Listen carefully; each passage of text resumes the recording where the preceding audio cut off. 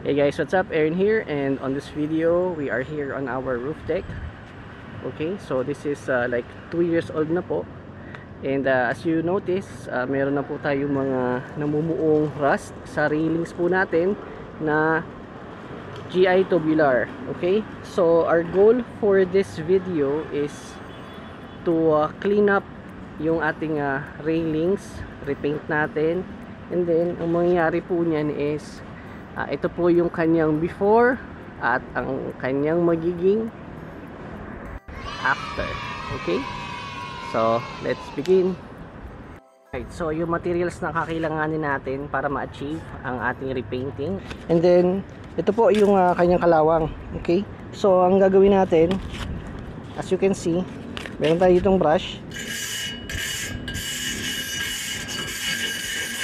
Na-scrub na siya kaagad, diba? Pero mas madali yung ma-scrub kapag ginamitan natin siya ng ating lacquer thinner. Yung sponge, anuhan lang natin siya dyan, and then yan, i-feed lang natin siya dun sa affected area. Lamig. Pwede na tayong mag-scrub.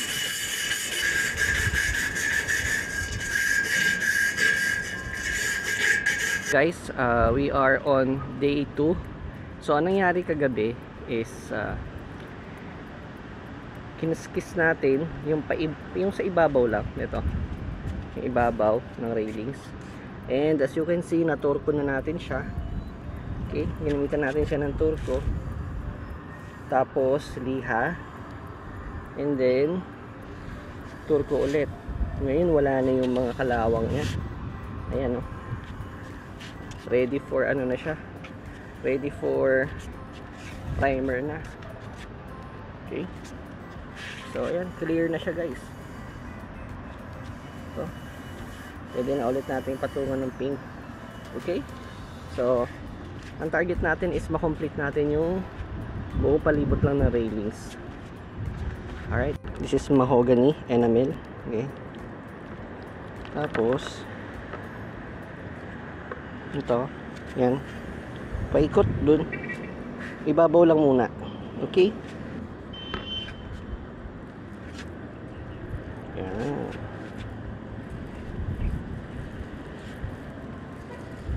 Lawak naman yung sasakop nito eh, dahil kailangan manipis lang na coating.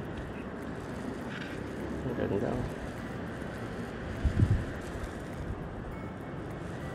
Okay, bali ang plano natin is 2 coatings. Ayun. Okay guys, so kanina umaga nag second coating na ako nito ating top railing. So after nating maliha and makudkod, babara natin yun na to, kaya nagiging white na siya. Gamit nito, ayan, diba, rust converter. So yung mga rust nagiging white siya. So madali na natin yung makudkod ulit. So ang gagawin natin is lacquer thinner ulit, tapos punasan na lang natin siya. Okay, nalihan na natin yan, kaya smooth finish na yan. Alisin na lang natin yung turko sa kanya, din pwede na tayo mag first coating. Yun muna, and then the next na to hanggang doon. Okay, right now natapos na natin yung ating ito, second coating. First coating tapos na po yan. Yan, tapos na siya. Ito, dito, dito, and dito. Okay, so natapos natin ang ating paint project. So phase 2 naman tayo after ng paint ng mga ng railings natin. Next goal is yung pailaw. Alright, so ito yung nabili natin sa Shopee. So yung link na lang nasa baba. This is a total of 30 meters na LED. Okay, so ilalatag natin yung paikot dito. Dito lang sa labas ng paikot na ganun. Okay, So, ganda kalalabasan yan guys.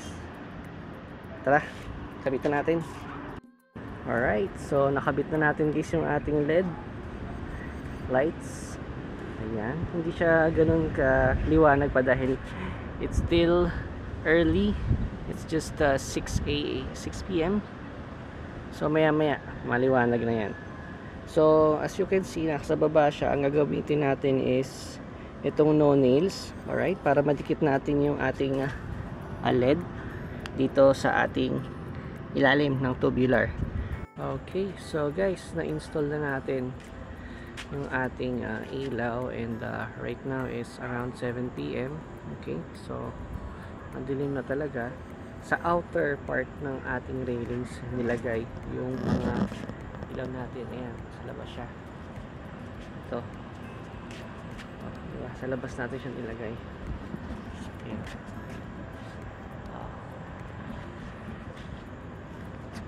Ito natin siya sa labas nilagay kasi kanina in-install ko siya dito sa loob, sa inner part ng railings. Nakakasilaw. Sakit sa mata. So ayan na guys, ayan o.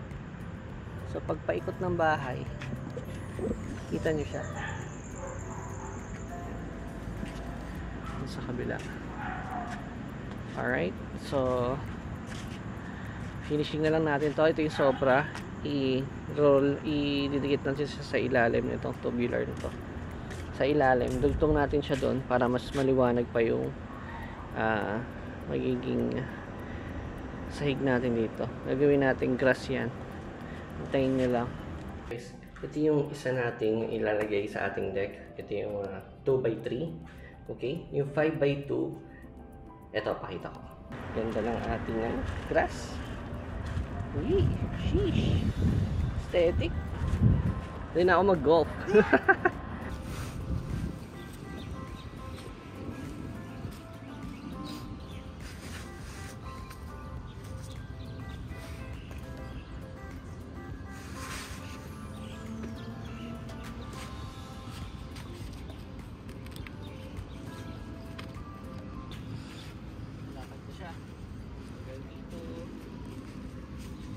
Guys, tapos na po yung ating project, and ito lang yung final touches, okay, ng ating video. Na layout na natin dyan yung ating artificial grass. Yan siya. Okay, so yung ilaw natin nakaset up na rin yan. Okay, so ang gagawin natin, tanggalin lang natin to, and then saksak natin siya in 5, 4, 3, 2. Yan. Alright. So guys, yun ang ating setup.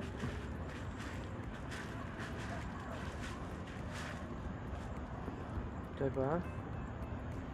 Ang ganda niya. Pwede na dito mag-golf. So dito, as you can see, ito yung space na hindi na natin nilagyan ng ilaw.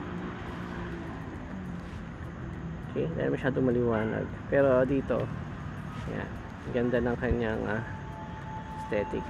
So, ito na po ang ating final status, ang ating completed project.